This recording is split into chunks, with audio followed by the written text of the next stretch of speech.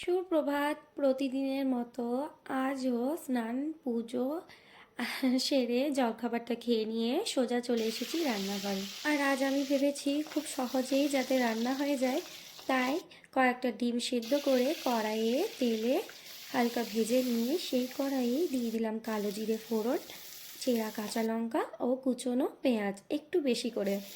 তারপর ভালোভাবে একটুখানি নাড়াচাড়া করে দিয়ে দিয়েছি পেঁয়াজ, কাঁচা লঙ্কা, রসুন ও টমেটো বাটা। আর তারপর দিলাম হলুদ গুঁড়ো, কাশ্মীরি রেড চিলি পাউডার ও স্বাদ মতো লবণ। ভালোভাবে কষিয়ে নিয়ে দিয়ে দিয়েছি বেশ খানিকটা পোস্ত বাটা। আর পোস্তটা বাটার সময় আমি কিছুটা লবণও দিয়েছিলাম। আর তারপর ভালোভাবে কষিয়ে নিয়ে দিয়ে দিলাম ভেজে রাখা ডিমগুলো।